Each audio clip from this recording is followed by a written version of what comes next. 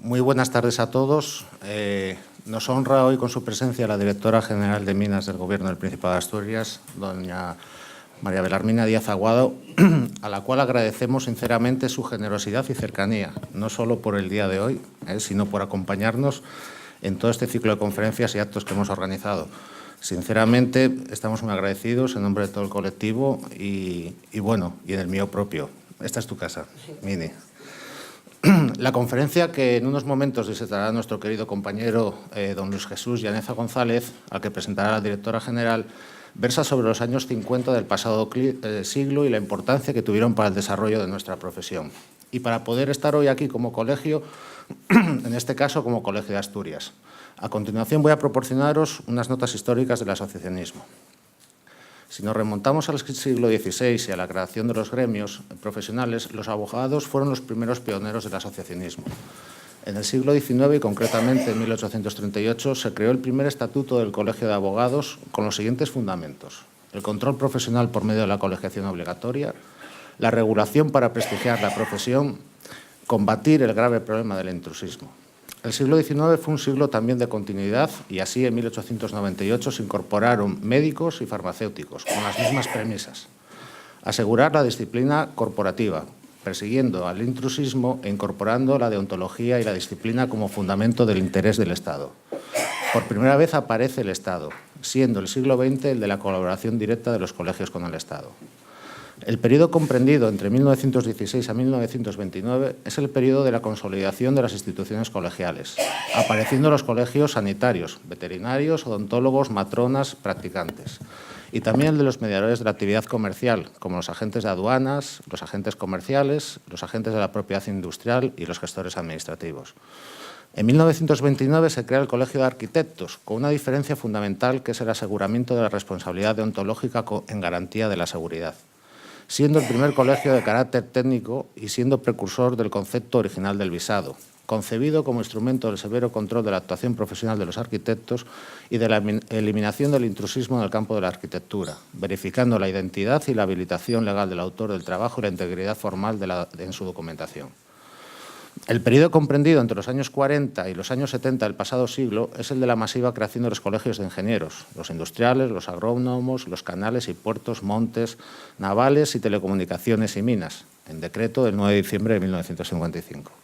Las técnicas y el resto de las profesiones también se incorporan a este modelo, como los peritos agrícolas, industriales, obras públicas, forestales y los facultativos de minas y fábricas mineralúrgicas y metalúrgicas, que será objeto de la disertación de nuestro querido compañero Luis Jesús, para el caso de nuestro Colegio de Asturias.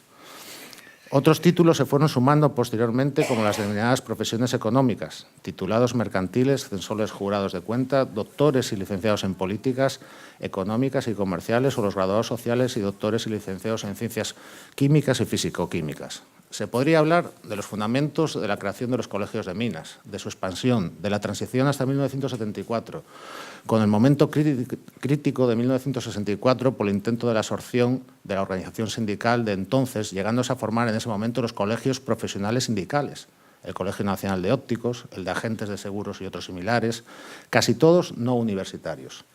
También habría que hablar de la Ley de Colegios de 1974, que hace que sobrevivan y consiga el reconocimiento de las funciones de representación propia y el respeto a las atribuciones de la organización sindical, siendo el verdadero punto de inflexión la Constitución Española de 1978, donde el colegio profesional es una institución garantizada constitucionalmente en su articulado.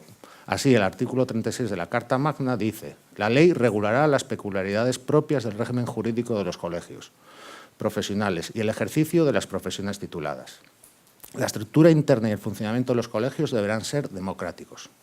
El impacto del Estado autonómico, la reforma de 1997 de la Ley de Colegios Profesionales o la Ley 25/2009 de 22 de diciembre de modificación de diversas leyes para su adaptación a la Ley sobre el libre acceso a las actividades de servicios y su ejercicio, la llamada Ley Ómnibus, o el Real Decreto 1000/2010 de 5 de agosto sobre visado colegial obligatorio serán objeto de otra conferencia o de muchas otras.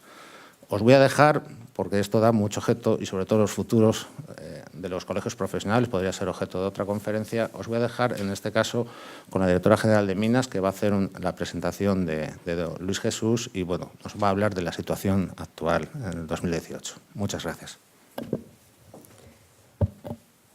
Muy bien, pues muchas gracias, estimado decano, estimado Augusto, estimado Luis Jesús, señoras y señores. Quiero agradecer esta nueva invitación para presentar una nueva conferencia y esta vez en el corazón, en vuestra casa, ¿no?, que tiene tantos recuerdos y tantos restos mineros y geológicos. Y en uno de los actos ya finales casi del cumpleaños del colegio. Yo no viví de primera mano los años 50 del pasado siglo, pues aunque ya voy teniendo años, todavía no había nacido. Y digo que no los viví de primera mano, pero sí sé de ellos por el mejor narrador posible y por el más cercano. Por mi padre, que era facultativo de Minas, como Luis Jesús, como vosotros, y que hablaba con muchísimo cariño de esos años de esfuerzo y del desarrollo profesional de su labor de facultativo. Yo no voy a hablar de esa época, pues esa época le toca comentarla a Luis Jesús, que, como sabéis todos, es un ingeniero de minas de los de antes, un hombre del Renacimiento, diría yo casi. Facultativo de Minas, licenciado en Químicas, con estudios de Derecho, doctorado en Ciencias y colegiado en 3 colegios profesionales. Por eso, si alguien puede hablar de desarrollo profesional, es sin duda Luis Jesús. Catedrático de Matemáticas en institutos de las Cuencas y en la Escuela Universitaria de Ingeniería Técnica Minera también fue profesor. Seguro que algunos le recuerdan como profesor, han sido alumnos suyos, y docente en varias asignaturas, que vuelve a dar idea de ese carácter multidisciplinar que siempre ha abordado. Ha publicado trabajos sobre matemáticas, sobre minería, sobre personajes y sucesos mierenses, sobre historia y minería asturianas. Ha participado en congresos y esa faceta de difusión y participación en prensa se complementa con cantidad de artículos, muchos creo, Luis Jesús, con trabajos culturales, trabajos profesionales, emisiones radiofónicas, pregones, incluso algunos de ellos publicados. Y paralelamente aún tuvo tiempo de trabajar como técnico y gestor en la industria privada, coparticipando en la creación y gerencia de 5 empresas, casi nada, de Imetasa y Cemisa, según mis datos, Inegbaxa, Fontasa y Gasmón. Y fue también cofundador y primer presidente de las Jornadas Culturales de ayer, organizando jornadas con gran repercusión en la sociedad asturiana. Ha sido presidente del Centro Cultural y Deportivo Mierense, ha sido miembro ejecutivo de la Feria de Mieres, vocal encargado de programación de actividades mineras, ha pronunciado conferencias relacionadas con la minería, como digo, ha recibido premios como Mierense del Año y en los últimos 30 años se ha dedicado con especial interés a la investigación en la minería y siderurgia asturiana de finales del siglo XIX y la primera mitad del siglo XX, de la que es gran conocedor, prestando especial atención a nuestras cuencas mineras, Nalón y Caudal. Tiene incluso libros inéditos con los que algún día seguramente nos sorprenderá y tiene publicados los 2 primeros tomos sobre una historia de 50 años que recorre la trayectoria de la Escuela de Mieres desde sus orígenes. Es además miembro del Real Instituto de Estudios Asturianos, pero por encima de todo esto, Luis Jesús, como todos sabéis, es un profesional muy respetado entre sus compañeros y muy querido, me consta, entre sus antiguos alumnos. Así que tendremos sin duda un ponente de lujo. Yo prometí no hablar del pasado y lo voy a cumplir, pero no puedo dejar de mencionar nuestro presente y nuestro futuro. A principios de año es cuando las personas hacemos balance del año anterior y nos hacemos las promesas del año que empieza, ¿no? Prometemos ir al gimnasio para luego no ir nunca al gimnasio. Así que yo he decidido que hoy voy a hacer un balance público y os voy a contar nuestros compromisos públicos para 2018 y así me comprometo ante vosotros. ¿Qué os parece? 2018 es un año clave, como sabemos, en la minería y en la energía. Es un año muy, muy importante, un año decisivo. Os voy a contar diferentes eventos que sabemos seguro que ocurrirán, más todas sorpresas agradables y desagradables que nos llevaremos también. A finales de 2017, el 20 de noviembre, se firmó el convenio marco de los fondos mineros y en él se propuso un anexo de 127 proyectos que supondrían una inversión total de 158 millones de euros para Asturias. Ya ponía yo más millones. 218 es el año en el que se va a negociar 2018 es el año en el que se va a negociar cuáles de esos proyectos, de esos 127, se pueden llegar a ejecutar y finalmente qué inversión se va a comprometer para Asturias. Se firmarán los convenios específicos y seguramente tendrán que comenzar las obras. Sabremos, por tanto, cuánto se invertirá en Asturias en fondos mineros. Es el año en que esperamos confiadamente que continúe la recuperación de algunos sectores mineros y el progreso de otros.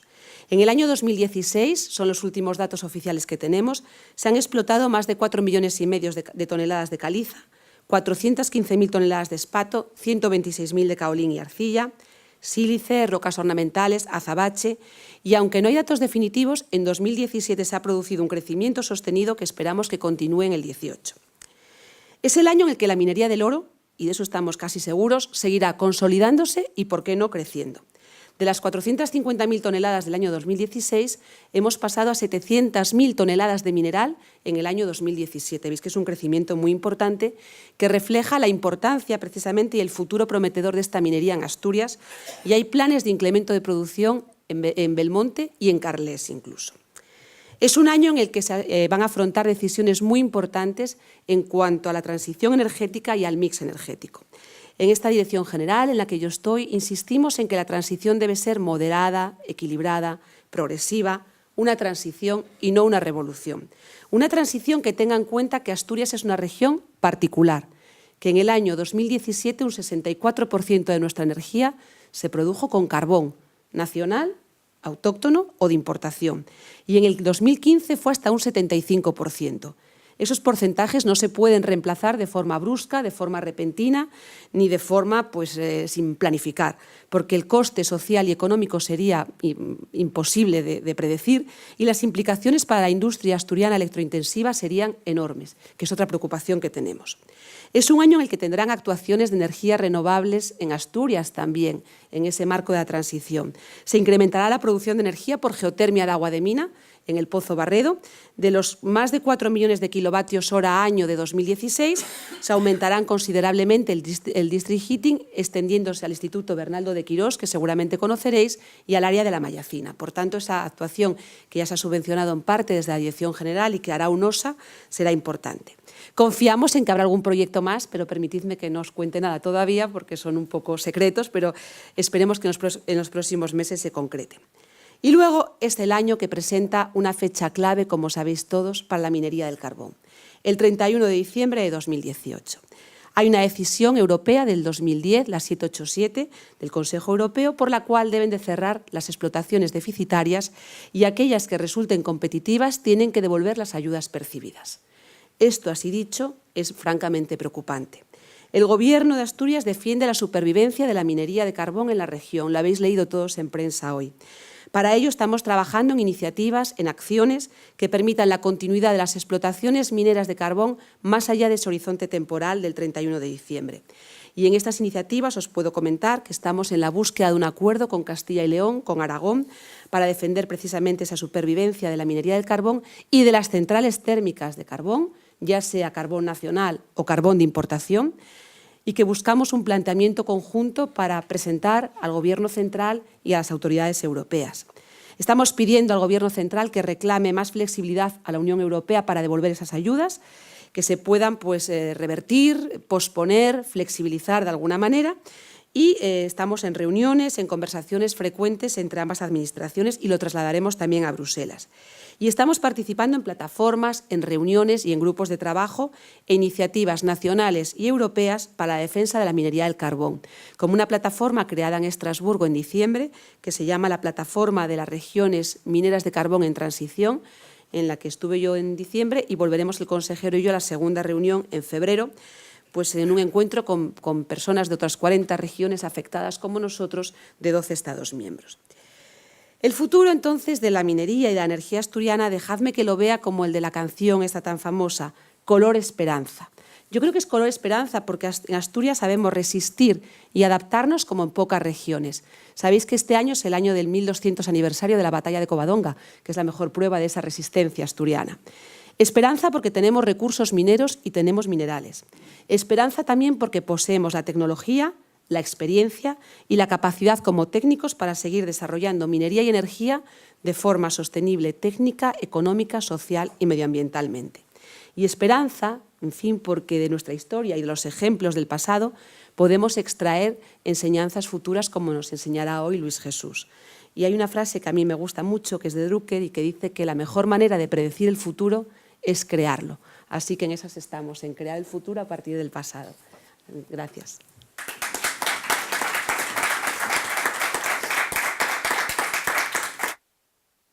Muchas gracias, señora directora general. Me abruma el currículum que ha hecho de mi persona y, sinceramente, bueno, pues creo que la cosa no es para tanto. Me encanta que su padre haya sido facultativo, después hablaremos un minuto, pero me gustaría conocer algún dato, que seguro que los tengo, pero no conocía ese antecedente. Bueno, y vamos a empezar a charlar un poco sobre esta cuestión. En principio, quiero decir que verdaderamente aquí no se trata del hecho en sí de la constitución del colegio, que ya fue tratado en un artículo que publiqué en la revista Colminas, sino se trata del clima, de la situación y de los problemas que entrañaron esa década, como se habla, en la cual tuvo lugar el nacimiento del colegio, y las ventajas que el propio colegio entrañaba. ¿Se oye bien si estoy a esta distancia? Bueno, bien, pues entonces paso, comienzo.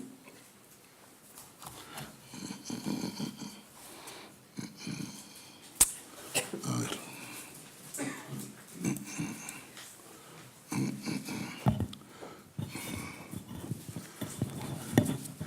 Tal como he expuesto en mi libro sobre la historia de la Escuela de Mieres y nuestra profesión, en su tomo segundo, la Asociación de Ayudantes había desarrollado bajo la tuta de Pancracio García López una extraordinaria y brillante tarea en pro de la profesión, con destacados logros en los diversos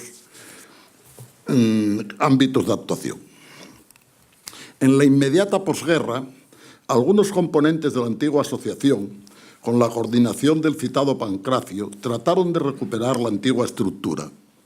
Las trabas emanadas del Decreto Regulador del Derecho de Asociación de enero de 1941 determinaron que este conato tuviese corta vida y escasa actividad, al menos por los datos que hemos logrado recoger. La carencia de entidad asociativa impidió que una representación de la profesión participase en la elaboración pertinente de la legislación del nuevo régimen, por cuya razón nuestras preocupaciones e intereses no estuvieron reflejados en las mismas. Por lo que respecta a la actividad fundamental de nuestra profesión, minería y siderurgia, y de carbón en Asturias, se elaboraron las siguientes leyes y reglamentos sin presencia de los facultativos de minas.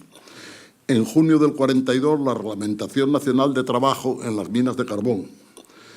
En julio del 44, la Ley de Minas. En el 45, el Reglamento de Régimen Interior de Trabajo en las Minas de Carbón de Asturias. En el 46, el texto refundido de la Reglamentación de Trabajo en las Minas de Carbón y disposiciones complementarias. Y en el 46, el Reglamento Nacional de Trabajo en la Industria Siderometalúrgica. Y en todas estas leyes que marcaban nuevas situaciones y nuevas posturas, nosotros nunca estuvimos presentes. La ausencia en los órganos correspondientes impidió nuestra participación en la determinación de cuestiones tan importantes como colegio profesional,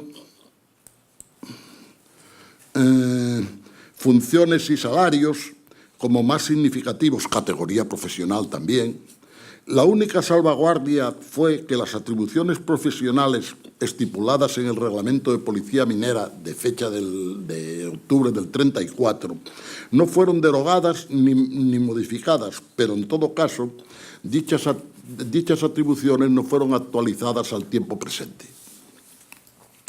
Los problemas señalados motivaron, es que estoy muy lejos, a algunos compañeros, José Guidazu, Abelardo Fuello y Fernando Fernández Naves, a reunirse, elaborar un boceto de reglamento para una posible asociación y convocar una asamblea celebrada en Oviedo el 7 de septiembre de 1947. De ella nacería una comisión, Junta Provisional, para la creación de la Asociación de Minas de Asturias.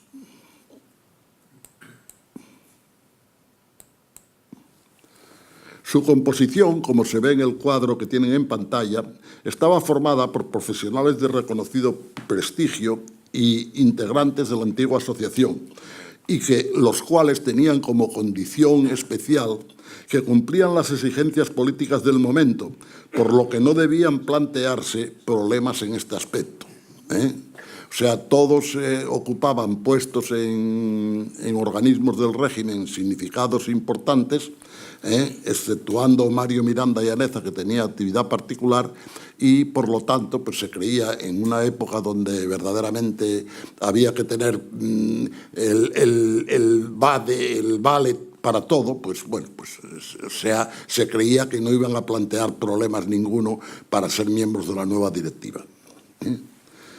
Presentado tal como preceptivo dicho reglamento a la aprobación del Gobierno Civil de la provincia, sería autorizada la constitución de la asociación el 28 de diciembre del 48. Démonos cuenta que era 16 meses más tarde. Convocada asamblea para la constitución de la Asociación de Ayudantes de Minas de Asturias para el día 30 de enero del 49 en Oviedo, su celebración, con la presencia de 175 compañeros, permitirá la lectura y aprobación de los estatutos, que no admitían modificaciones, claro está, y se procedió a la elaboración de la Junta Directiva sustitutiva de la provisional, la cual sería confirmada por el Gobierno Civil el 3 de marzo de 1949, dando comienzo oficialmente a la andadura de la nueva asociación. Observaremos que en este paso solo se tardaron 2 meses.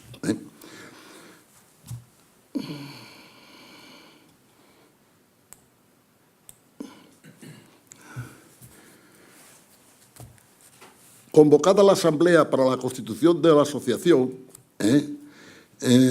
pues ya se nombró una nueva directiva, que ahí la tienen presente, en la cual pues presidiría José María Suárez, después Fernando Pendás, Fernando Fernández Naves y José Vázquez Allende y Eleodoro González Malvín. Vuelven a cumplir las condiciones que hablábamos antes. Tenía que pedirse permiso para que verdaderamente fueran admitidos, o sea, para que pudieran ser directivos, tenía necesidad de recibir el visto bueno del Gobierno Civil de la provincia.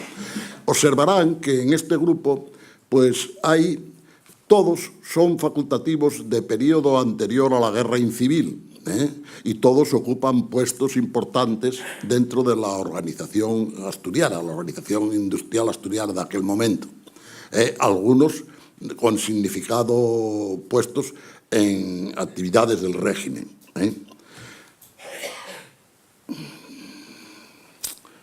Veo dónde está la flechita del demonio.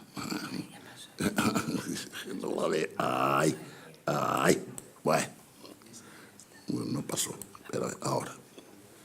Observaréis también que los nuevos vocales, esos son los vocales de la primera junta directiva, son todos, exceptuando Eulalio Laviano Olza, son todos de promociones posteriores a la guerra incivil. Son todos facultativos bueno, hay uno que es Benjamín González Moral, que es de 1933, el resto son todos capataces facultativos de minas y fábricas del año 42, 44, 41. Eso demuestra el interés de las nuevas promociones en pertenecer a la asociación porque se daban cuenta de la importancia que tenía. También era muy lógico que fueran jóvenes porque verdaderamente la tarea de vocal, dadas las dificultades de información que existían, era muy difícil de realizar, porque tenían que encargarse del cobro, tenían que encargarse de avisar a la gente de las reuniones, etcétera. O sea, era una tarea que exigía gente joven.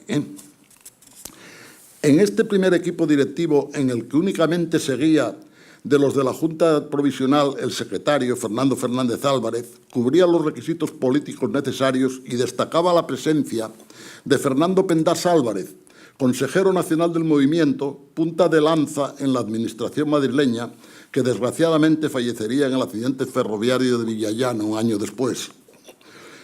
El equipo directivo estaba compuesto por profesionales titulados en la anteguerra, mientras los vocales de las zonas eran cubiertos en su mayor parte por titulados en los años de posguerra.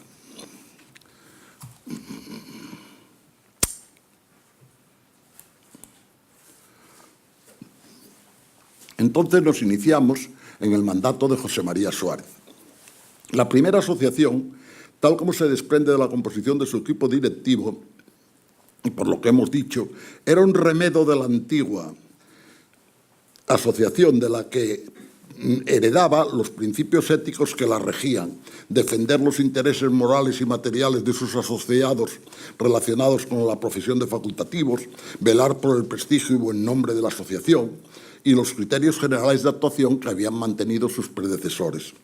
Como objetivos inmediatos se marcaron los de recuperación de los bienes de la antigua asociación, con escasa fortuna, dicha sea de paso, la captación de nuevos miembros entre las generaciones de facultativos que habían finalizado sus estudios en los últimos años y, obviamente, la defensa de los derechos y problemáticas particulares de sus asociados en el ámbito de su trabajo. De carácter general, destacar la lucha contra el intrusismo, especialmente enfocado hacia los trabajos topográficos, la promoción de las actividades mutuales, en particular las relacionadas con defunciones y accidentes en determinados aspectos no cubiertos por el régimen general y, como objetivo primordial, las gestiones y trabajos precisos para el cambio de titulación. Gran parte del esfuerzo directivo de este primer ciclo hubo de proyectarse en la creación de la Asociación General de Ayudantes y Capataces de Minas y Fábricas Metalúrgicas de España, representante oficial ante la Administración de todas las agrupaciones zonales. Aprobado su establecimiento en 1949, sería leído su reglamento para el conocimiento y efectos oportunos en la Junta General celebrada en febrero de 1950. Los primeros representantes para Asturias de la Comisión Provisional Nacional fueron Fernando Pendás, vicepresidente de la Asociación Asturiana y procurador en Cortes, como ya hemos dicho, por los técnicos, y también Fernando Vázquez Prada, que posteriormente era procurador por el Servicio de Prensa y que posteriormente sería presidente de nuestra Asociación Nacional. Y también, el último, en tercer lugar, Marcelino Menéndez García, un ayudante facultativo de Minas que ejercía de industrial residente en Madrid.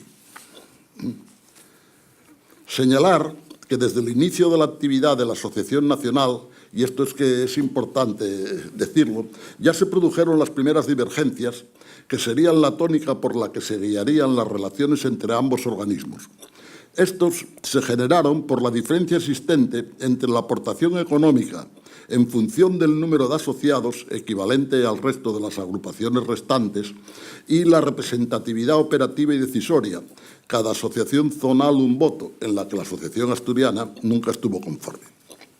En Junta General de octubre de 1950, presidida por el tesorero, como miembro de la Junta Directiva de mayor edad, se lee una carta en la que el presidente anuncia su decisión irrevocable de dimitir. Este hecho planteaba una nueva elección, ya que no podía ser sustituido por el vicepresidente Pendás, recientemente fallecido.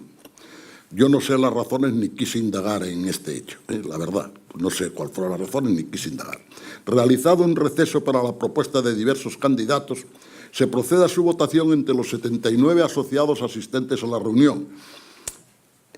En escrutada la misma, será nombrado nuevo presidente Indalecio Álvarez Mortera, 57 votos, y vicepresidente José Vázquez Allende, anterior vicesecretario, con 38 votos.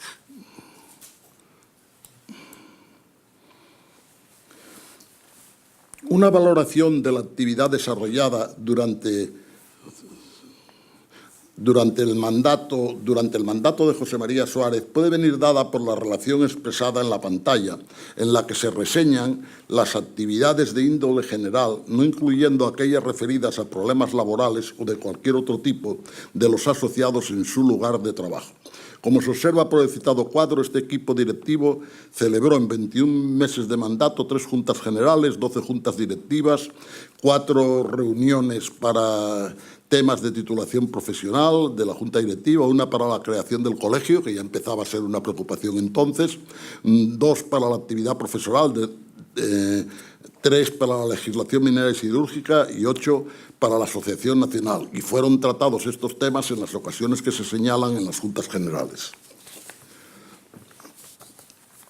Entonces, parece momento oportuno para empezar a dedicar unas palabras a los diversos problemas que atenazaban a nuestra profesión en estos momentos.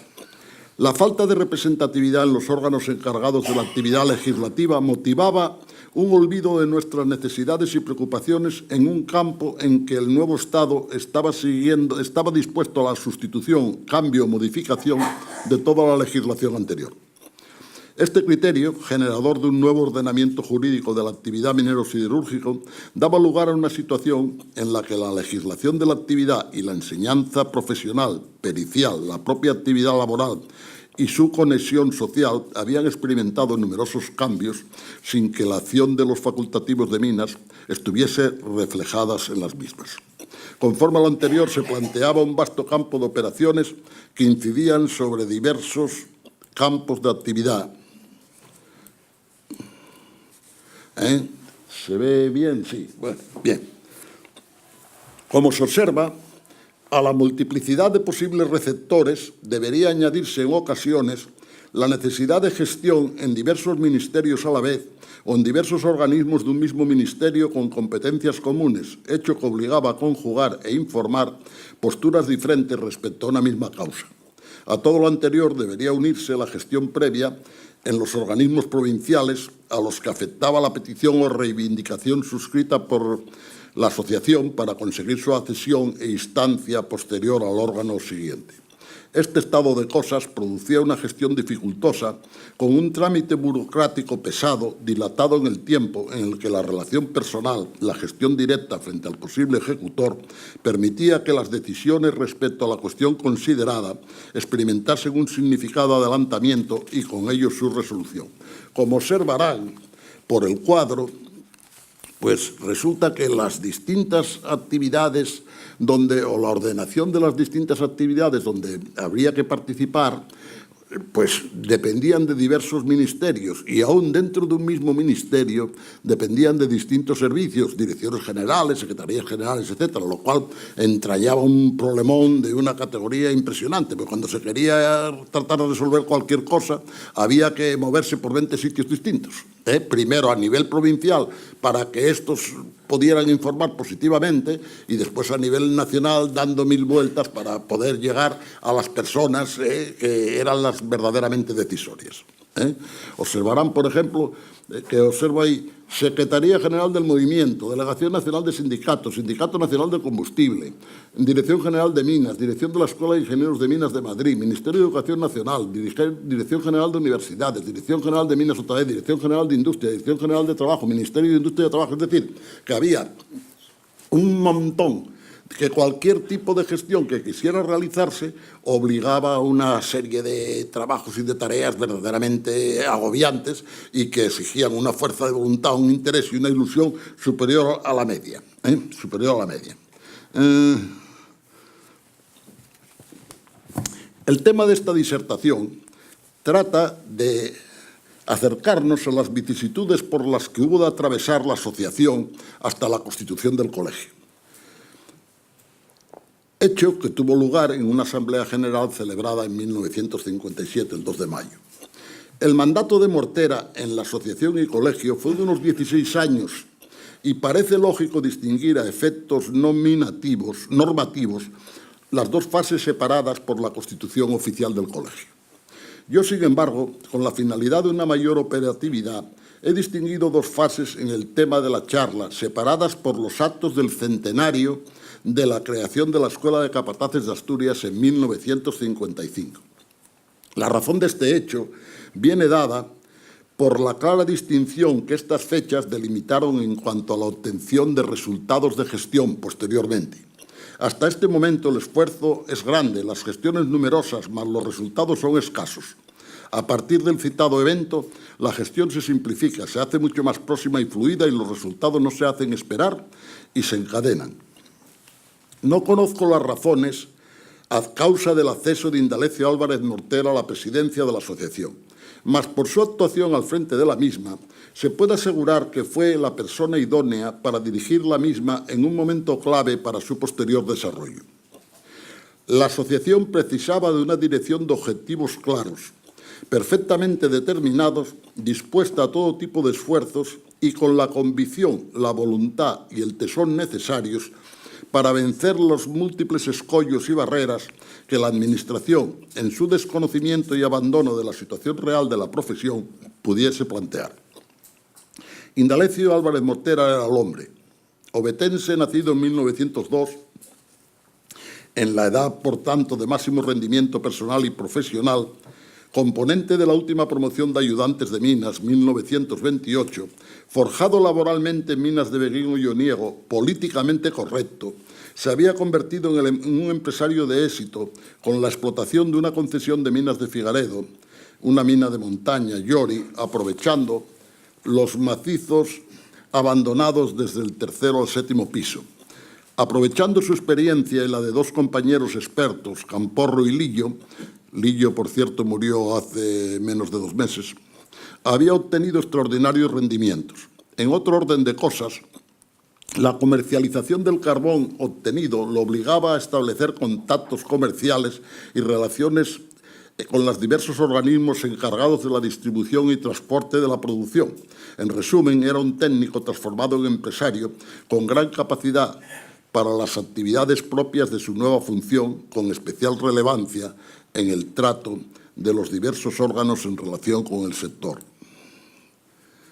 De su mandato en la asociación puede inferirse sin duda la capacidad para liderar equipos directivos bien recogidos o propios.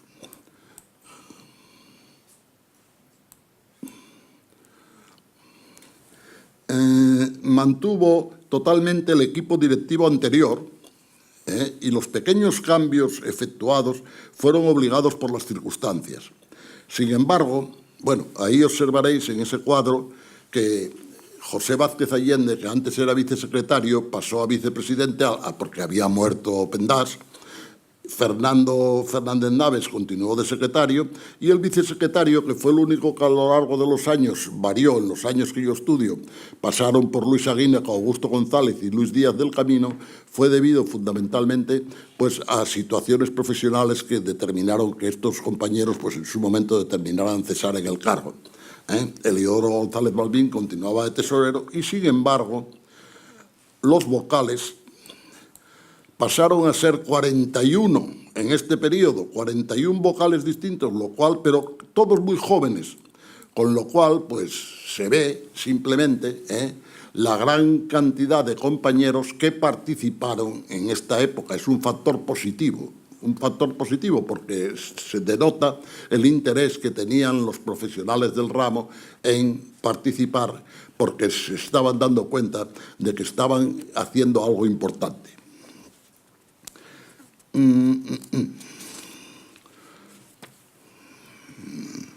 Se caracteriza Indalecio Álvarez Mortera por ser primus inter pares. Era capaz de captar y recoger las preocupaciones e intereses de los asociados, escuchar las diversas opiniones sobre cada particular en juntas generales y directivas y comisiones, llegar a acuerdos y, una vez adoptada una decisión, gestionar hasta donde fuera preciso para obtener la resolución adecuada.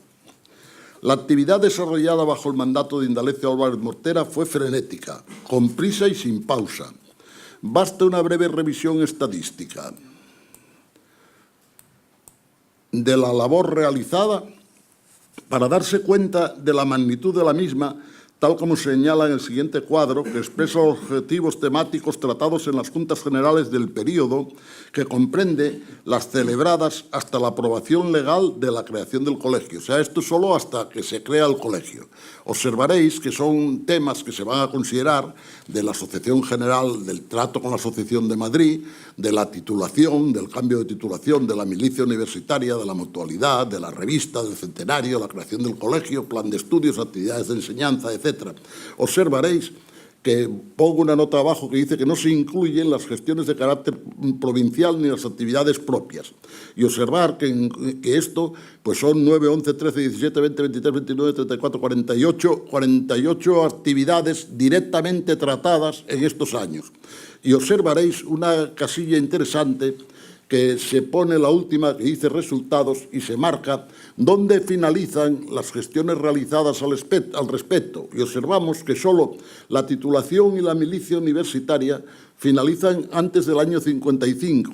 La mutualidad finaliza en el año 55 porque esa es una cosa que crea y organiza el propio colegio. La revista queda pendiente, aparece un boletín y queda pendiente, y las otras son posteriores a los actos del centenario. O sea que el fuerte de los resultados se consigue con posterioridad a los actos del centenario.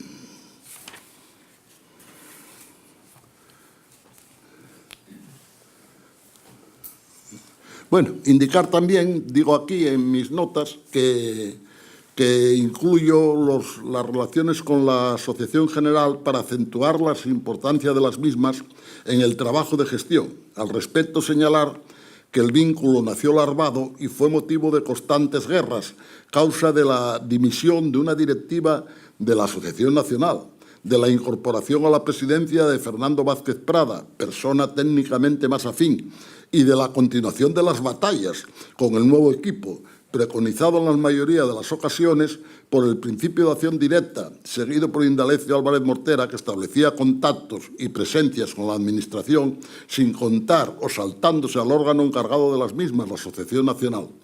La situación alcanzó tales niveles de tensión que llegó a considerarse la exclusión de la Asociación Asturiana o la posible disolución de la Asociación General. Mas volvemos al tema principal de este capítulo. En él, aparte de las cuestiones de tipo general, objeto de esta charla, se incluyen dos, Revista y Centenario, que son de carácter particular en el contexto general. De la primera, la revista, señalar que el equipo directivo, desde el primer momento, consideró su necesidad para conseguir la conexión adecuada entre los asociados y el componente más idóneo en la muestra de los intereses y objetivos de la asociación. Mas dificultades de diversa especie, con particular relieve las económicas, no hicieron factible este proyecto, sustituido por un boletín que se producía sin regularidad, casi siempre con antelación a las Juntas Generales. Del Centenario es obligado remarcar su presencia en todas las reuniones conjuntas. O sea, si observáis, en todas las reuniones conjuntas se habla siempre del Centenario. Dada su importancia y su incidencia real sobre la gestión posterior. Otra nota de relieve viene dada por el alto índice de presencia en el cuadro que indica el interés que suscitó en los miembros de la asociación. De la dedicación y esfuerzo directivo del equipo en estos años, pues tenemos la nota en el cuadro perfectamente, lo que hace un total de 57 actuaciones, con una incidencia de una mensual, a cuyo trabajo debe añadirse la resolución de las cuestiones laborales que atañían a la actividad de los asociados, así como las gestiones de todo orden, tanto regionales como nacionales, que eran propiciadas o eran propias de la asociación. No hay duda que Álvarez Mortera estableció un ritmo de actividad poco común durante su mandato y su capacidad de trabajo, su espíritu de equipo fue capaz de insuflar un ánimo decidido de cambio, de nuevas ilusiones en nuestro colectivo. Las primeras consecuciones durante el mandato de Mortera se corresponden con el cambio de titulación y la integración de los estudiantes de facultativos en las milicias universitarias. Ambos logros fueron conseguidos a los pocos meses de su mandato, por lo tanto, son fruto de la gestión del equipo anterior y así han de ser considerados. Por orden de 29 de diciembre de 1951 se ponía punto final a la inclusión del término capataz en la titulación profesional. La palabra capataz, según el diccionario de la RAE, es la persona que gobierna y vigila a cierto número de trabajadores. En la definición no se considera aspecto pericial alguno del así nombrado. Nacidos de la clase obrera y orgullosos de sus orígenes, los profesionales de este nivel, desde hacía 3/4 de siglo, reclamaban que en su titulación se hiciese constar el nivel adquirido, la facultad en sus estudios, que respondiese a su capacidad técnica y nivel laboral, tal como se expresaba en otras titulaciones de carácter similar. Si vosotros observáis en este cuadro que tengo aquí, todos estos aspectos han sido considerados en mis libros, y se habla de las distintas titulaciones que había adquirido la escuela a través de los tiempos. Aquí solo consideramos las 6 que se tenían hasta 1957, con posterioridad a esta y otras 2, que son las de peritos de minas primero y ingenieros técnicos de minas después. De todas las maneras, yo quisiera parar ligeramente, hacer un breve exordio sobre lo que aquí se dice. Si os fijáis, la primera escuela recibía el nombre de Escuela Práctica de Minas y los estudios eran de 2 años. También es verdad que todas las escuelas entonces, absolutamente todas, las que posteriormente serían del mismo nivel, eran escuelas de este tipo. O sea, tanto lo que eran las escuelas de agricultura como las escuelas de peritos, no había escuelas de peritos, escuelas de enseñanza profesional, me parece, o sea, todas eran de este tipo. Ya a partir del año 1881 se crea una nueva titulación que son los capataces de minas y capataces de minas, hornos y máquinas, 2 variantes, en las cuales unos ya no son de 2 años y otros de 3. Es decir, que cada vez sigue ampliándose el tiempo y nivel de los estudios.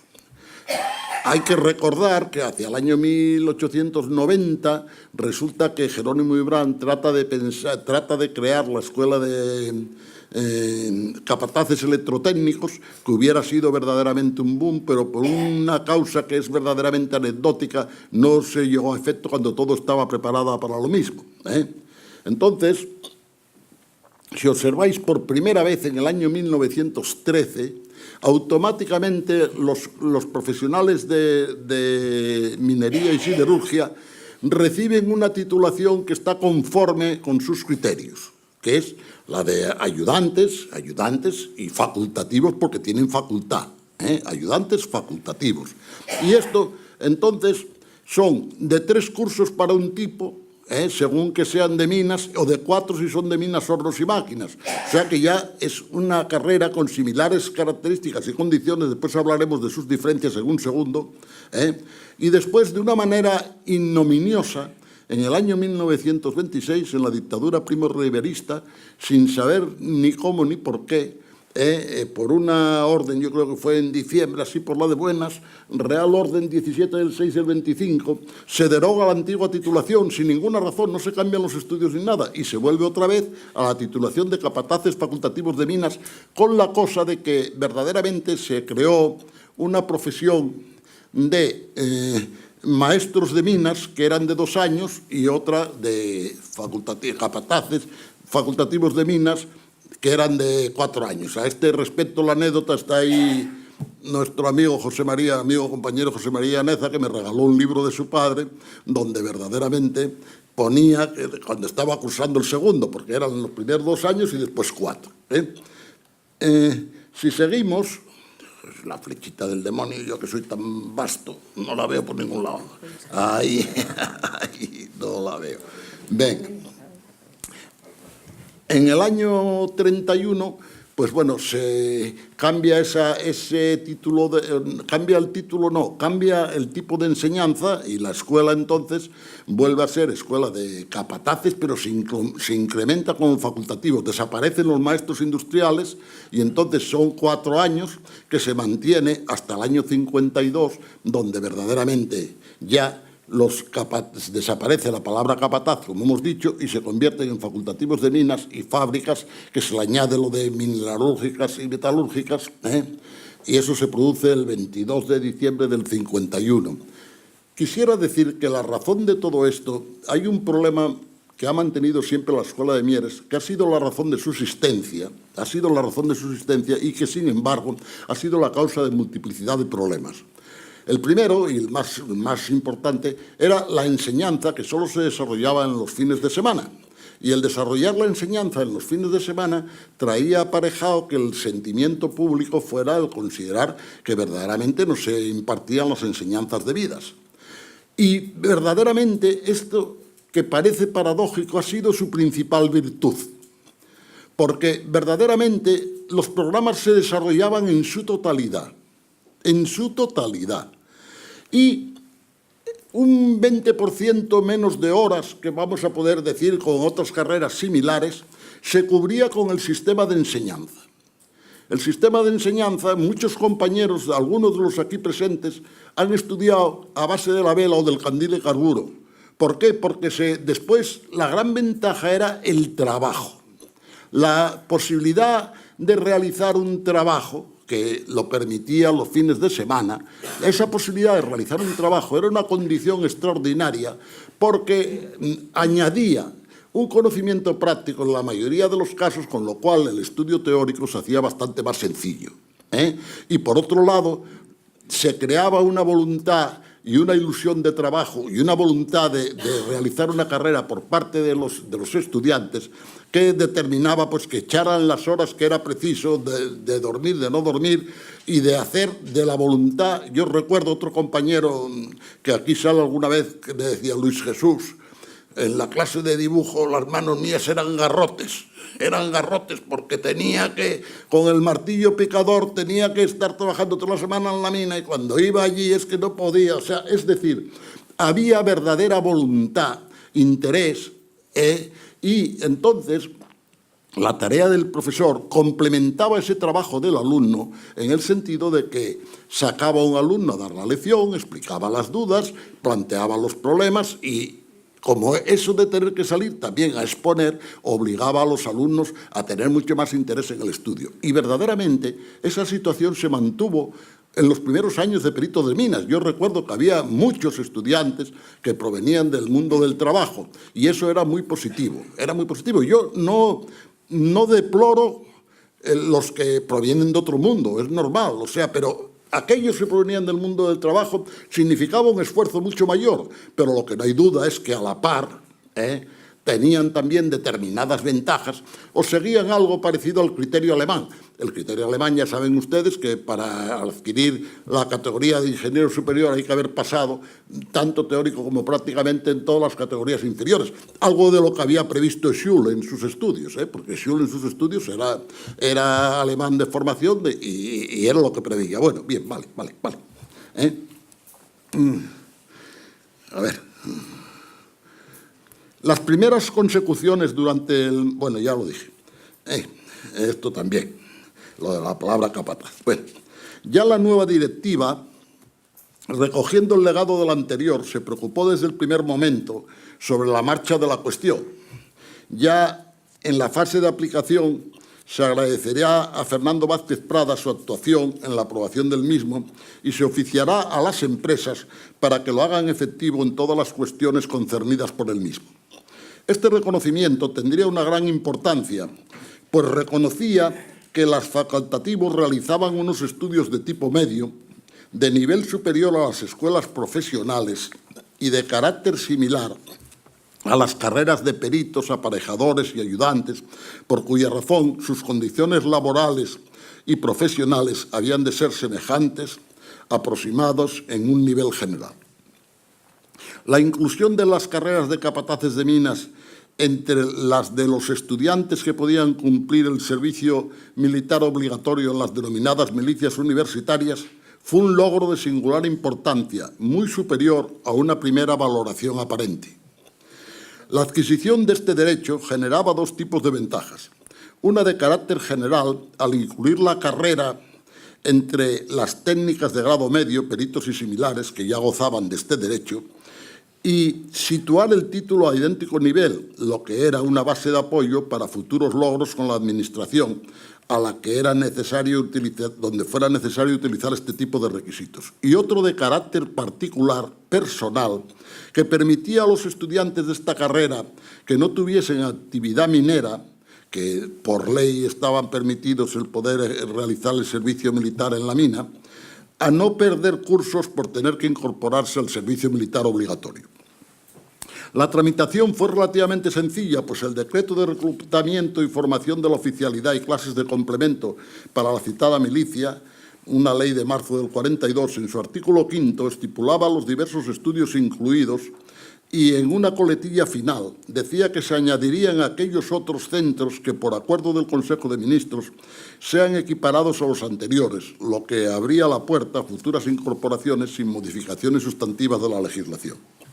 Ya en la Junta Directiva del 51 se señalaba que las impresiones respecto a la inclusión de las milicias universitarias eran muy favorables, lo que hizo que un vocal dijese que la profesión había cooperado en la pasada guerra de liberación con una actuación brillante y meritoria que se hace acreedora a este derecho.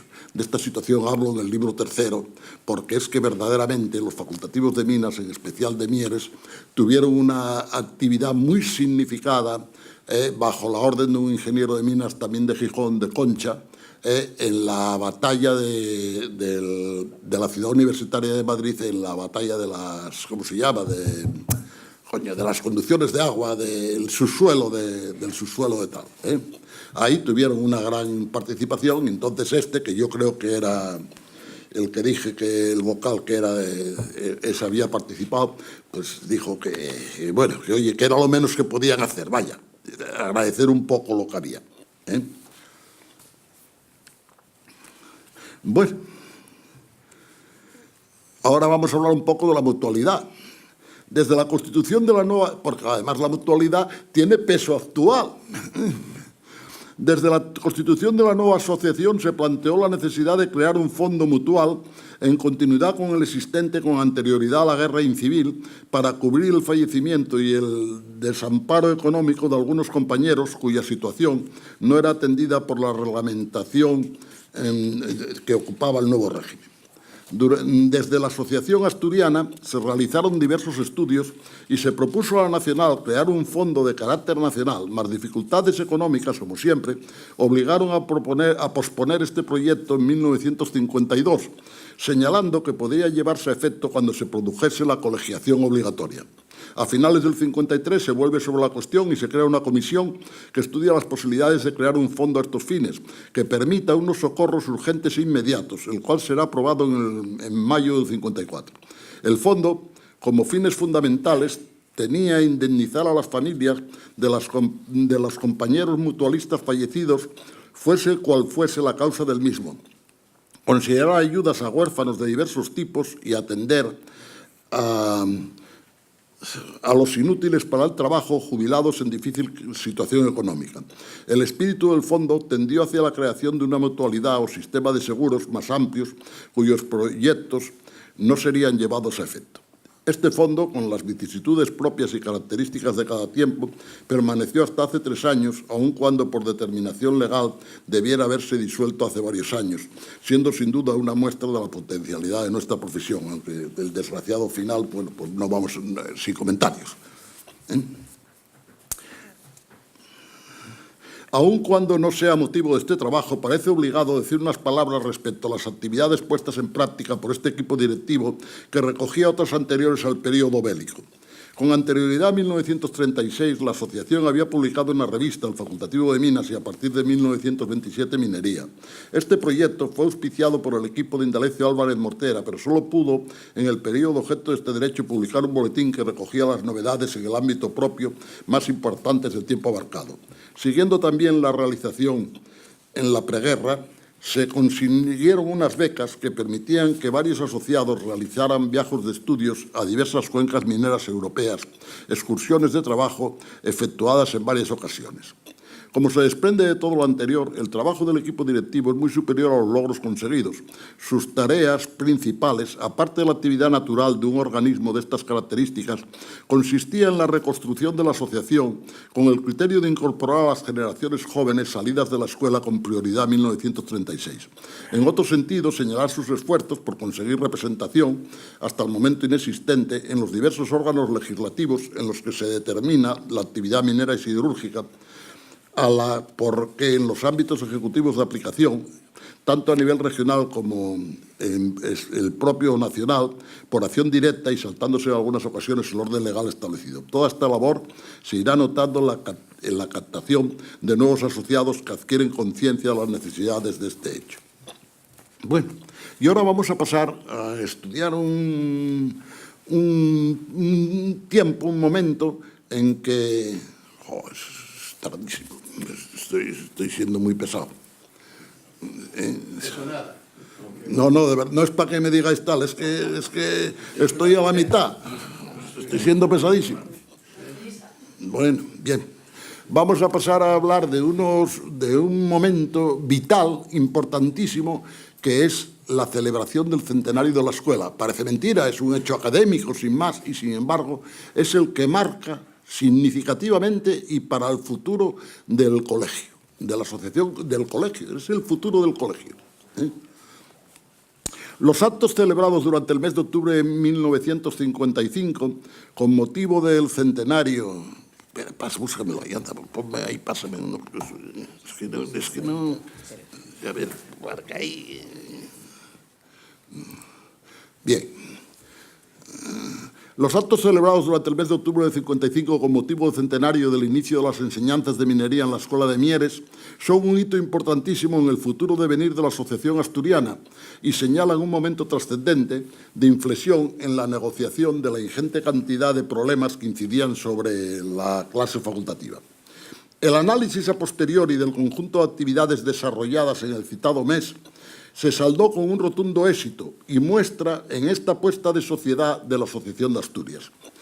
En esta puesta de sociedad muestra la capacidad organizativa de la misma y su pujanza en los ámbitos que le son propios. Aquí, pues, solo algunos, Manolo y alguno más, ha vivido esto, y entonces yo creo que sí debemos indicarlo bien. Bien. Sus efectos se denotan en los campos personal, social y profesional. En lo personal, los propios facultativos adquieren conciencia de la importancia de su profesión y de la fuerza que genera la asociación, de la necesidad de agruparse para poder jugar el papel que les corresponde. Su adhesión será total y la participación entusiasta. Lo anterior queda refrendado por la presencia multitudinaria en todos los actos, máxime consideradas las dificultades de transporte de aquel tiempo. Importancia social al conseguir que el pueblo asturiano, mediante una considerable aportación de los medios de difusión, pudiese valorar el peso sociolaboral de una profesión poco considerada por desconocida. Y sobremanera en particular, que el pueblo mierense supiese que su querida escuela de capataces era mucho más que un edificio y unos muchachos alterando la vida diaria los fines de semana, y que los titulados en ella vivían con pasión los problemas y el modo de vida que la actividad minera propugnaba, que la idiosincrasia minera estaba siempre presente en sus vidas, y también efectos profesionales inmediatos en cuanto a que las autoridades regionales, que ya lo estaban en gran medida, y nacionales con responsabilidades decisorias en los diversos campos de operatividad, tuvieran conocimiento en algunos casos y conciencia plena en todos ellos que la clase facultativa era un colectivo profesional digno de la máxima consideración, merecedora de que se atendieran sus justas peticiones.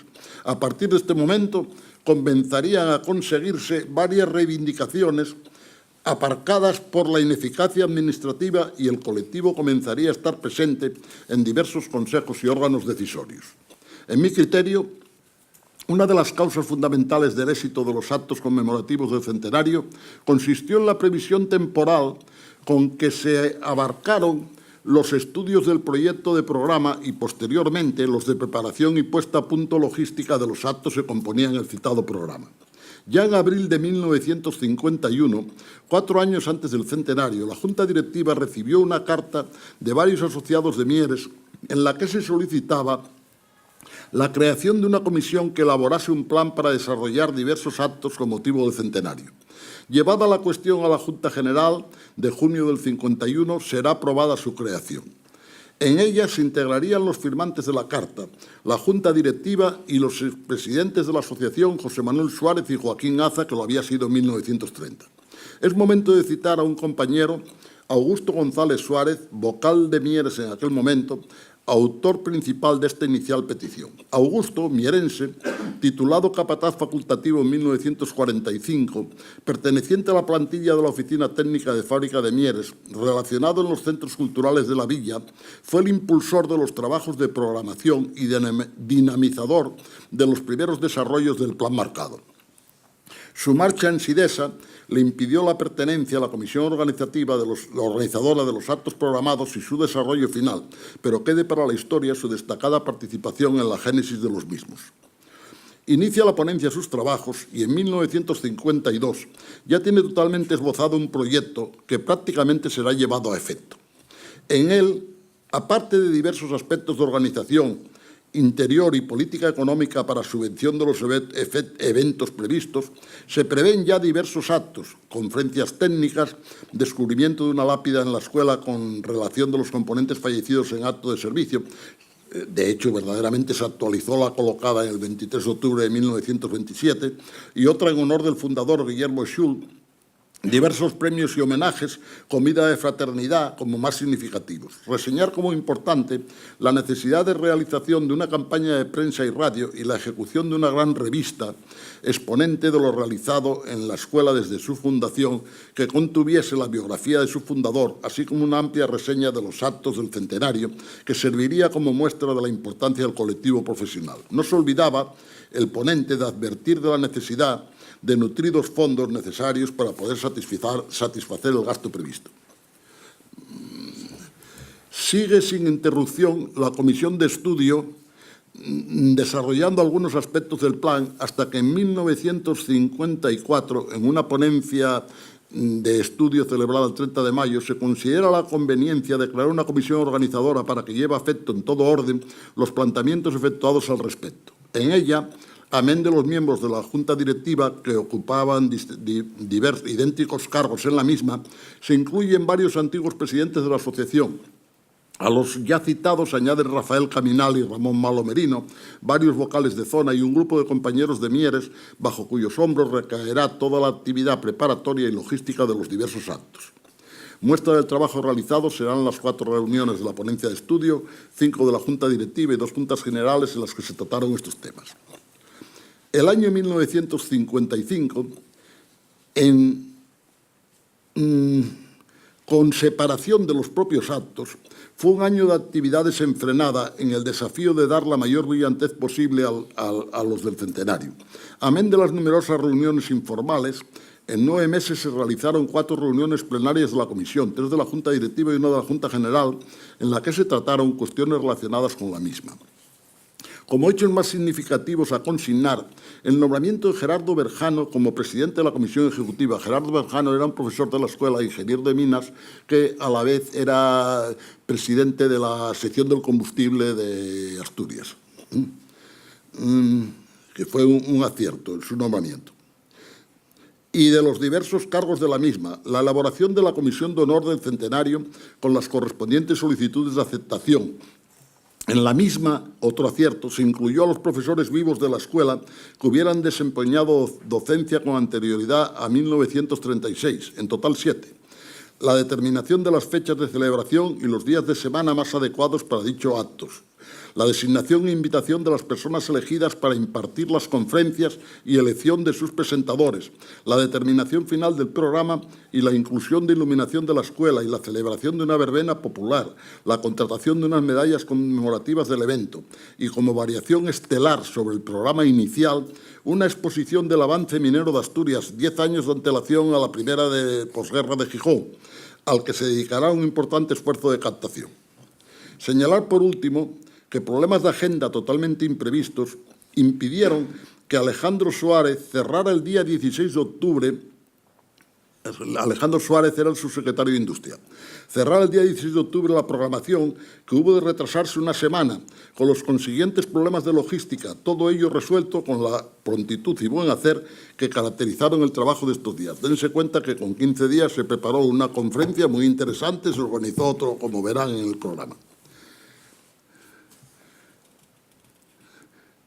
Nunca el éxito del desarrollo de una actividad cualquiera se produce por generación espontánea.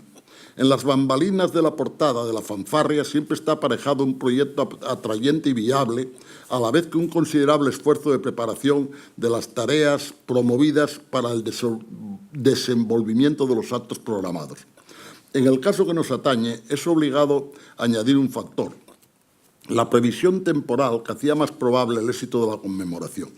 Desde los primeros pasos de la comisión, Augusto González, impulsor inicial de la misma, tenía un criterio muy claro. Los actos a programar, amén del componente propio de la celebración, el centenario, el centro de enseñanza, debían añadir otras ceremonias, conferencias, reuniones, actividades de carácter público que pudiesen conjugar las tareas profesionales de los facultativos y el medio social en que se desarrollaba su trabajo. Esta visión conseguía que la sociedad circundante hiciese como suya algo que le era propio. Indalecio Álvarez Mortera intuyó muy pronto el valor de la idea e inmediatamente prestó su apoyo en todo orden para que el éxito coronara el trabajo. Que la máquina estaba bien engrasada se da cuenta el hecho que por problemas de agenda el subsecretario Alejandro Suárez no podía desplazarse a la fecha prevista por la clausura de los actos conmemorativos, por cuya razón hubo de prolongar una semana más los mismos, con la programación de nuevos actos, proyección cinematográfica de la empresa alemana GHH y conferencia de Kekuti, que era un profesor de la Escuela de Laboreo de Minas, y continuidad de la exposición, y a la vez director de la Ollera Española, y continuidad de la exposición del avance industrial, que se amplió una semana y sin que se plantease el más mínimo problema, desarrollándose la logística con total normalidad. En breve síntesis, los actos se ajustaban a la inauguración oficial del curso de la escuela por el director de la misma, Venceslao del Castillo, director de la Escuela de Madrid. Es que es necesario, por si acaso alguno no lo recuerda, que Gonzalo Gutiérrez Quirós fue el primer director de los tiempos modernos, que con anterioridad el director era el propio de la Escuela de Madrid. Entonces era Venceslao del Castillo. El de Mieres, en este caso Moreno, era subdirector. En breve síntesis, los actos se ajustaban a la inauguración oficial del curso de la escuela por el director de la misma, Venceslao del Castillo, director de la Escuela de Madrid, y la clausura por Alejandro Suárez, su secretario de Industria.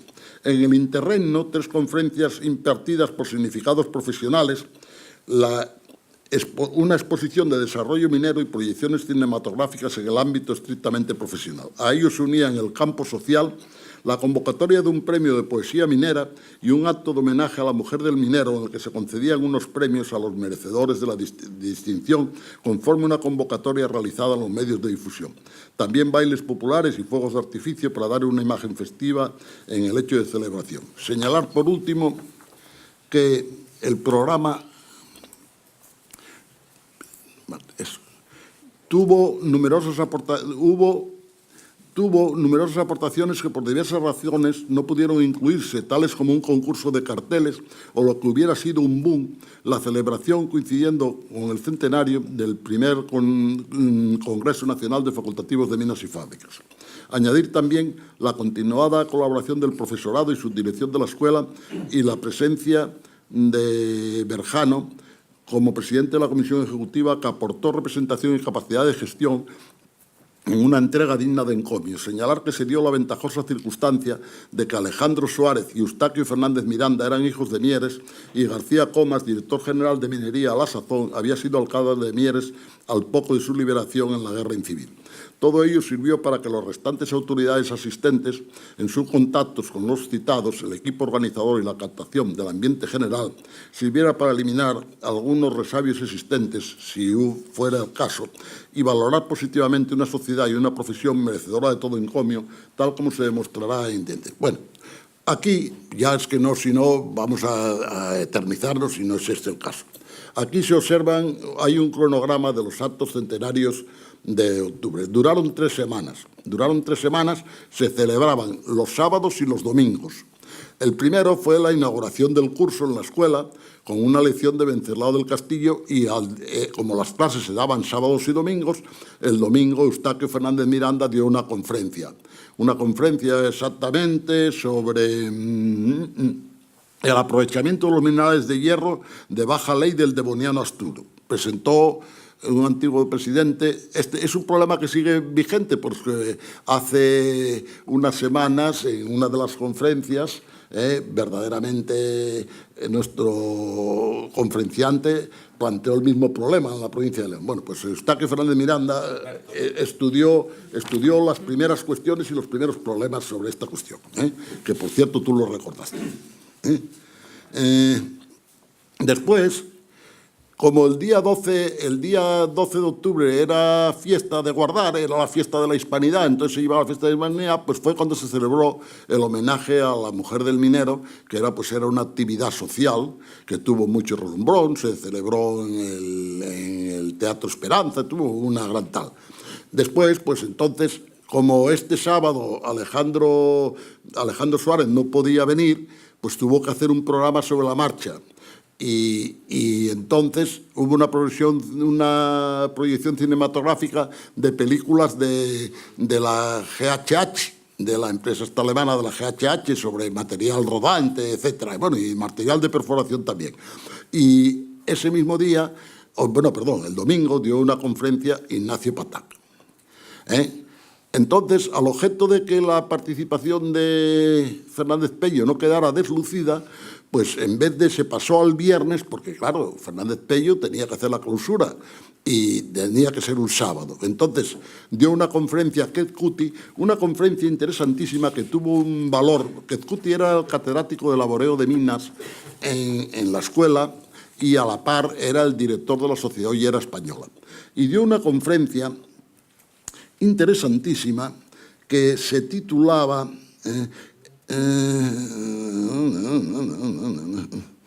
¿dónde está? Esto no, esto a ver, porque fue el viernes. Algunos aspectos del trabajo minero. Es curioso porque sí, él dio, o sea, porque está recogida en la revista que se hizo con motivo del centenario, está recogida las ideas fundamentales. Habla de eso, pero más que nada, y lo que tiene una importancia y que fue una importancia extraordinaria, fue el canto que hizo de la profesión de facultativo.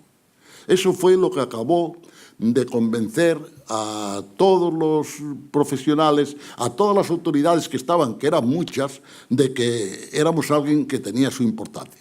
Bueno, hay infinidad de detalles, por ejemplo, que el primer día en la lección de la escuela, pues Venceslao del Castillo hizo una exposición muy vaga, porque entonces se corría un riesgo, después hablaremos sobre el futuro de la enseñanza, lo cual causó una gran desilusión en los profesionales, pero después ya a lo largo de las distintas jornadas fueron viendo cómo iban cambiando las personas, aquí citaré algo de todo eso, y bueno, pues fue algo. Dense cuenta que tenía una nota especial, pero la elimino porque, bueno, no tampoco es, o sea, no es razonable. Yo comprendo que no es razonable. Bueno, bien. Los resultados no tardarían en llegar.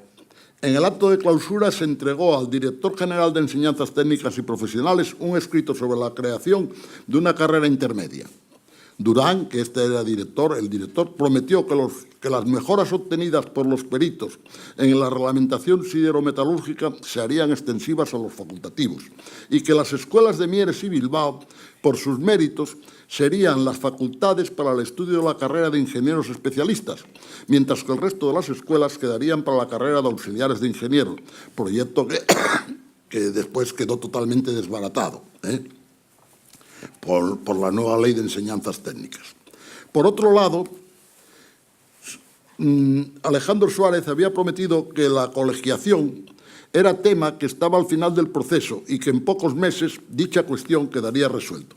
Mas toda cara tiene su envés y los problemas económicos generados en su mayor parte por el coste de la revista aquejarían a la comisión durante un año, que pudo cerrar su balance gracias a una generosa aportación del Ayuntamiento de Mieres. Bueno, entonces, dos palabras sobre... Estoy yo avergonzado, Sí, hombre, porque es que yo la leí en casa y me llevaba 50 minutos y ya llevo una hora. Claro. Y ahora corresponde hablar de la creación del Colegio Oficial de Facultativos de Minas y Fábricas Mineralúrgicas y Metalúrgicas de Asturias. Sí, pasa. En su tratamiento no voy a referirme al análisis del contenido de sus estatutos, ya lo hice en el artículo publicado en el reciente número 33 de nuestra revista Colminas. Simplemente repetir dos de los párrafos allí consignados que, en mi criterio, expresan de modo ejemplar su significado en aquel momento. Dicen así: la puesta en marcha definitiva de los colegios resolvía algunos de los graves problemas de la clase profesional y establecía un cauce de relación con la Administración. En el sentido anterior, colmaba en gran medida las previsibles aspiraciones de un colectivo que desde la reconstitución de la Asociación Asturiana trataba de establecer una plataforma de carácter oficial que permitiese transmitir a la Administración la problemática, necesidades y dificultades que atravesaban los facultativos de minas en un momento clave de su desarrollo profesional. Y continuaba. El documento aprobado determinaba, en primer lugar, la colegiación obligatoria, la pertenencia al colegio de todos los profesionales en ejercicio libre o al servicio de la empresa privada en las actividades propias del ramo. Esta adscripción permitía la existencia de un órgano único con profundidad jurídica suficiente para conectar con la administración y representar a la clase profesional. Alejandro Suárez sí cumplió su promesa de acelerar el trámite administrativo del decreto de creación de los colegios y facultativos de Minas, que sería publicado en el BOE el 15 de febrero del 56, 4 meses después de los actos centenariales. Pero las cosas del Palacio van despacio y desde el momento de la aprobación a la creación de los colegios de facultativos hasta su puesta real en práctica pasan 2 años, como se desprende de este cuadro. Pueden ustedes imaginarse las tensiones entre la Asociación Asturiana, con graves problemas en sus asociados pertenecientes a la reglamentación siderometalúrgica, con la nacional, a la que recrimina constantemente una pasividad que realmente no puedo asegurar que exista. Indalecio Álvarez Mortera mueve en Madrid los hilos que puede, saltándose en la mayoría de los casos al Consejo Superior, el encargado oficialmente de tratar con la Administración a nivel nacional. Es una guerra continuada que en ocasiones se adormece, mas en este tiempo está en plena virulencia. Bueno, y ahora, pues vamos a ver, vamos a ver si hablamos de algunos de los logros que se hicieron ahora aquí. Ya, a partir de aquí, ya las cosas van mucho más deprisa. Mortera, con posterioridad a estas fechas, dirige la asociación y el colegio hasta 1967, en que Corte Mier cogerá las riendas del mismo. No obstante, de tan largo periplo lleno de consecuencias, yo solo he recogido y considerado las correspondientes hasta el momento en que Avelino Martínez, en 1959, es nombrado secretario técnico del colegio. En este momento, creo oportuno manifestar mi opinión acerca de rendir homenaje, fuera de las influencias de la temporalidad, en forma de libro, a la labor desarrollada en pro de nuestra profesión a lo largo de la historia, de varios compañeros que con su esfuerzo por enaltecerla se hicieron merecedores de nuestro reconocimiento. Cito, sabiendo que hay otros, a Aurelio de Llano, Bernardo Aza, Pancracio García López, Indalecio Álvarez Mortera, Joaquín Aza, Avelino Martínez, Avelino Suárez, etc., quienes con su dedicación y esfuerzo fueron capaces de dar a nuestra profesión la categoría y el decoro que merece. En esta nueva fase, las actuaciones del equipo directivo alcanzan niveles importantes. Se puede intuir que las gestiones se abarcan con mayor seguridad en el éxito. El centenario ha sido la puerta de entrada a determinadas instituciones que hasta entonces, si no cerradas, sí permanecían veladas. Muestra inequívoca de la labor desarrollada es la relación de las reuniones celebradas por los equipos directivos del colegio en el plazo de los 2 años pasados hasta el nombramiento de Avelino Martínez. La relación entre junio del 57 y mayo del 59 se realizan una junta general, 5 juntas directivas de la asociación, 4 del colegio, 9 conjuntas de asociación y colegio y una de la comisión, en total 20. Y para poder adquirir criterio del orden y magnitud de las tareas proyectadas, basta con recoger algunas fases del libro de actas de este tiempo. En este caso, corresponden a la fecha de junio del 57 y son del tenor siguiente. En visita del señor delegado de Trabajo, se estudió la posibilidad de entrevistarse con el señor ministro de Trabajo en su próxima visita a Asturias para hablarle de los pensionados de la Caja de Jubilaciones, de las primas a los vigilantes solicitadas extensivas a los facultativos y de la cuestión de denominación de nuestros titulares en la industria. Escribió al presidente de Madrid, señor Vázquez Prada, rogándole informe sobre la marcha del proyecto de reforma de la enseñanza técnica, acordándose que si tarda en contestar, se trasladará una comisión de esta delegación a Madrid para indagar sobre lo conseguido en relación a estos asuntos. En un informe a enviar a un abogado para que estudie la modificación de la reglamentación siderometalúrgica, que los únicos técnicos metalúrgicos son los facultativos, existiendo un error de clasificación, y que se envíe acta de la Junta al Gobierno Civil y los Ministerios de Gobernación e Industria, en este caso, con motivo de la constitución del colegio. Eso ya les da margen de cómo andaba la cosa. Creo que queda claro que en el orden de cosas se desarrollaba la actividad del equipo directivo.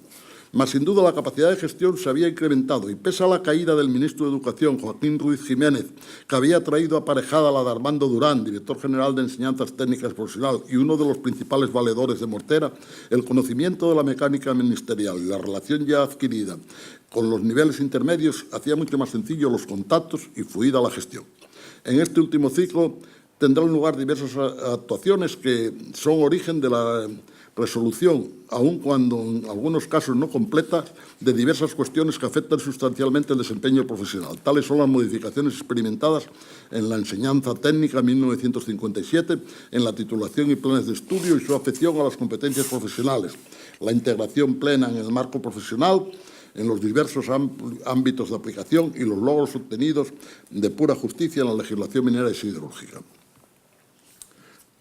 Una de las primeras preocupaciones de la Junta Directiva de Mortera fue plantear a los órganos pertinentes la necesidad de promover las modificaciones necesarias en el plan de estudios, capaces de actualizar las materias desarrolladas en el mismo a fin de poder abarcar el amplio desarrollo de las tecnologías mineras y metalúrgicas.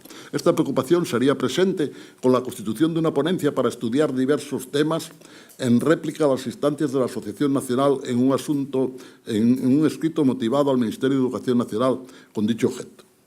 Pero después, a finales de dicho año, se tuvo conocimiento del proyecto de creación de una carrera intermedia, con graves consecuencias para los estudios de facultativo que quedarían relegados a un tercer nivel sin acomodo alguno a la estructura social de la actividad y con la obvia pérdida de competencias que tal obligación hacía aparejada.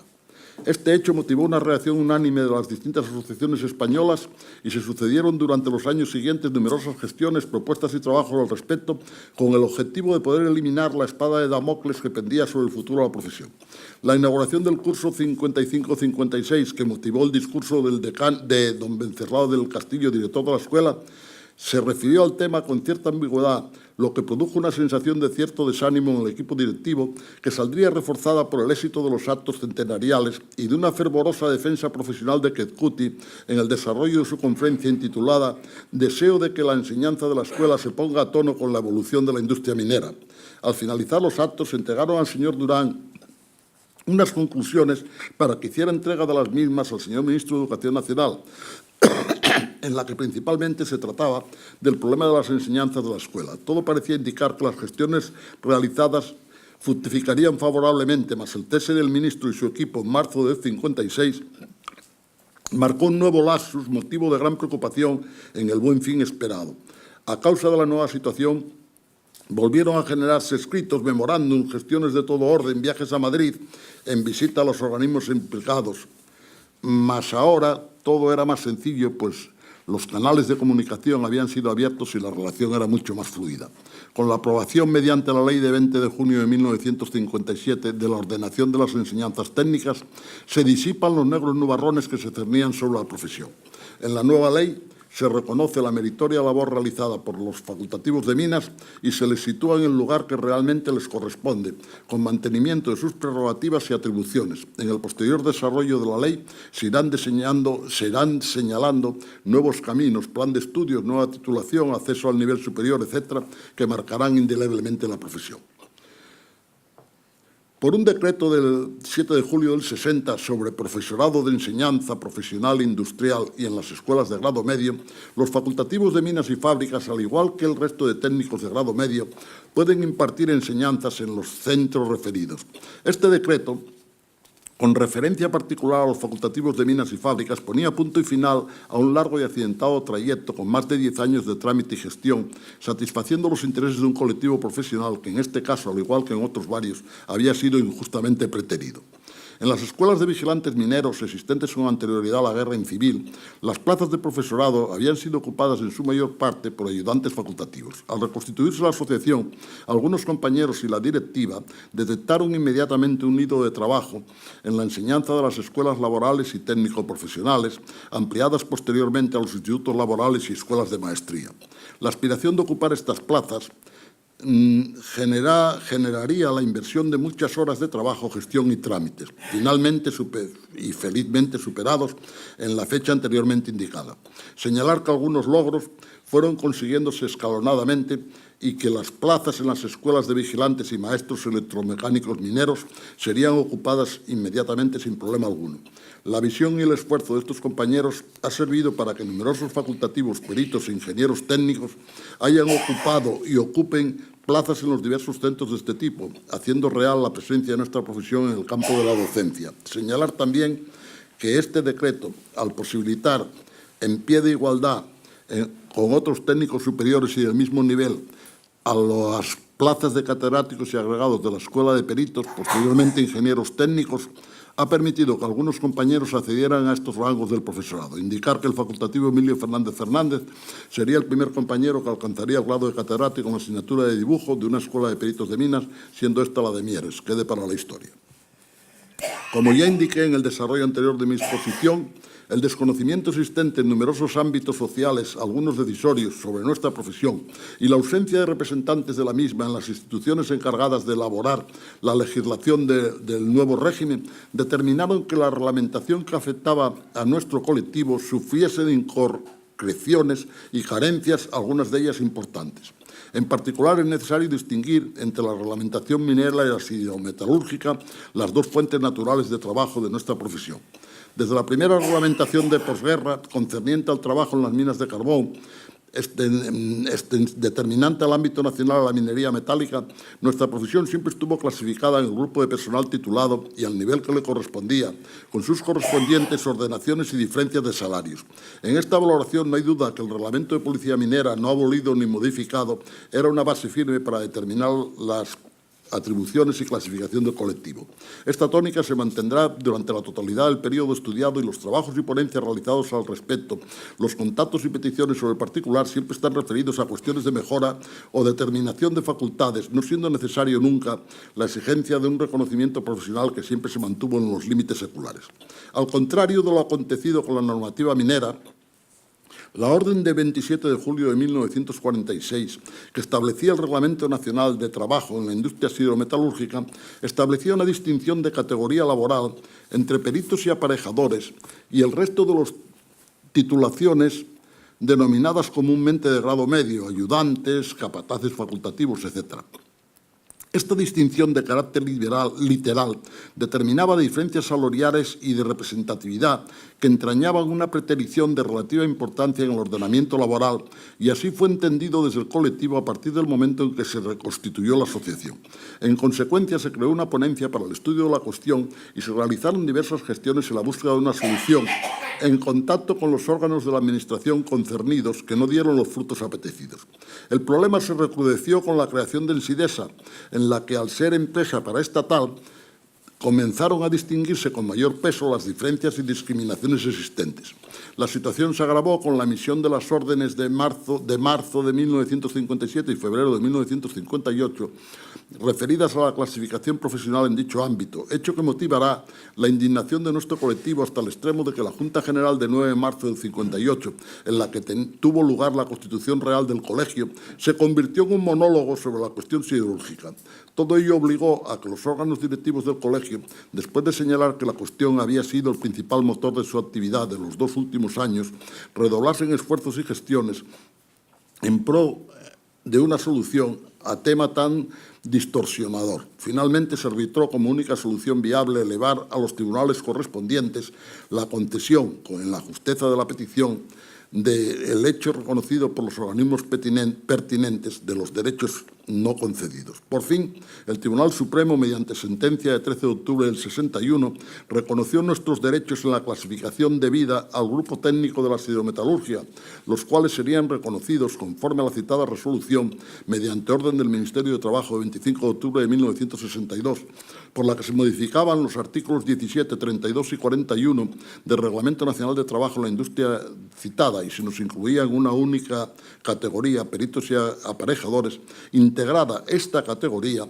por los técnicos de grado medio que, estando en posesión del título correspondiente, han sido contratados en razón de aquel título o realicen las funciones a que el mismo se refiere de forma habitual.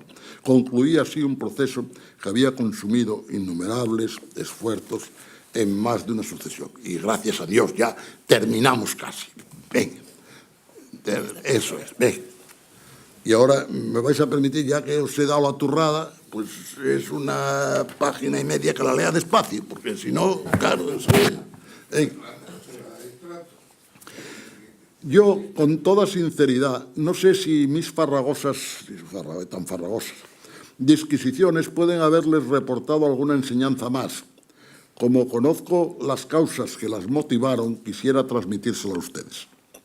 Desde siempre he creído en la bella metáfora manriqueña de que nuestras vidas son los ríos que van a dar a la mar y del eco de estas palabras en los versos de Antonio Machado, caminante no hay camino, se hace camino al andar, y de tan trascendentes realidades expresadas de forma tan bella, he construido algunos principios de vida que son propios al tema que hoy he tratado. El aplicado al caso es el siguiente. Bajo el puente de nuestra vida corren aguas diferentes en todo momento, pero la conformación del cauce es el resultado del paso de todas ellas. Sin embargo, en ocasiones, por razones fuera de lo común, el canal de tránsito se altera y el fluir de las aguas genera nuevos caminos hasta que su continuidad la convierte en nuevo cauce. He querido hablar de los 10 años que entiendo han sido los más difíciles de nuestro quehacer profesional, en una situación y circunstancias que en todo nos era desfavorable.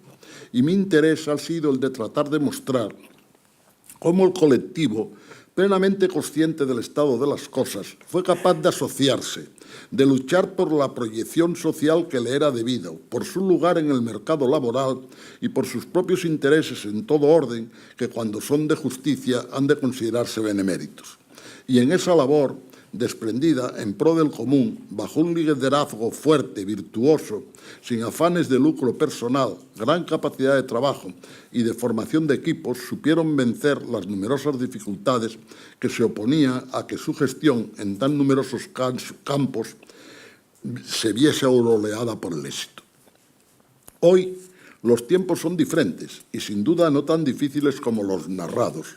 Nuestro colegio, a pesar de la inestabilidad social de los últimos años, mantiene una estructura relativamente sólida, mas se aproximan nuevos tiempos, en los que la propia carrera y la actividad profesional, con especial referencia a Asturias, deberán emprender nuevas derivas, también las has citado, impulsar nuevos campos de estudio, buscar nuevos receptáculos de trabajo capaces de superar la crisis que a corto y medio plazo se avecina y de la que, si somos capaces de arbitrar las medidas adecuadas, podremos reducir su intensidad.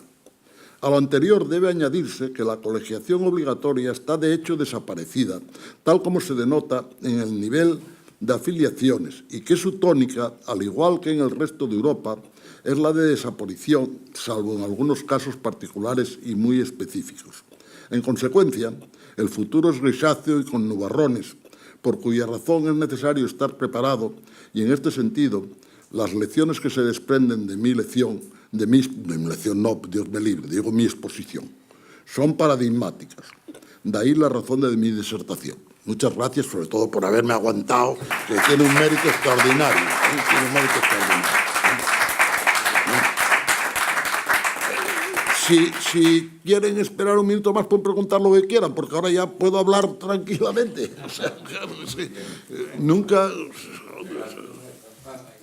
Es que es un poco, no, muy pesada, muy pesada.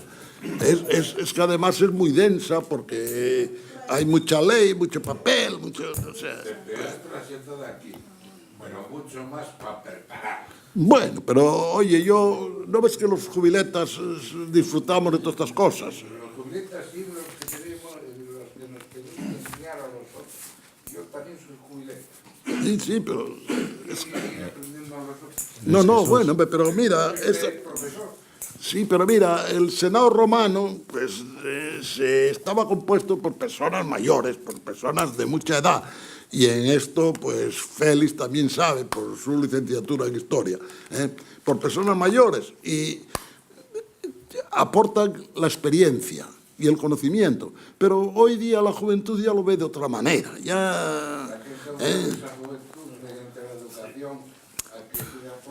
Ya, pero no sé, bueno, es complicado. Yo no me atrevo a juzgar, porque además ya estoy fuera del mercado laboral hace 9 años y ya no sé cómo van las cosas. O sea, bueno, sí, lo veo por mis nietos, tal, pero bueno. Pero bueno, o sea, yo verdaderamente, qué sé yo, a mí me parece, en el fondo, lo que veo es que son malos tiempos para la poesía. Van a venir unos años próximos muy duros para todos nosotros y tú, pues bien haces en tratando de aprovechar todo lo que se pueda. Pero la realidad es que lo estamos viendo. Los estudiantes cada vez menos. En León este año, como dijo Augusto, no se matriculó nadie. O sea, eso es un síntoma claro de las realidades. verdaderamente hay que buscar caminos, y en eso tenemos que aportar todos, porque hay mucha experiencia acumulada. Somos la profesión técnico-científica más antigua de Asturias. Verdaderamente la Facultad de Ciencias se creó primero, pero estuvo 30 o 30 y tantos años parada, y entonces en consecuencia nosotros somos la profesión que más años lleva de tal. Eso es. Y después, bueno, pues oye, sinceramente, ¿qué voy a deciros? A mí me da mucha pena lo que veo, y me da mucha pena cuando hay una reunión y hay 8. No me da pena hoy, porque aguantar, mi palabra de honor, aguantar este rollo es tal. No, en serio, lo digo en serio. Estas cosas yo las digo siempre en serio, no hablo a humo de pajas. Pero también tenéis que daros cuenta, pues que, oye, que llegamos a una reunión del colegio y que yo que he vivido reuniones de 600 personas y reuniones donde había 20 problemas y 20 líos, y de golpe y porrazo nos encontramos con que somos 4 y los 4 viejos de siempre, porque claro, es que es verdad, es muy triste. Yo comprendo que para vosotros tiene que ser dolorosísimo. Pues sí, Luis Jesús, yo lo primero me gustaría agradecerte el esfuerzo que has hecho por preparar esta disertación, porque es mucho trabajo y bueno, y la memoria...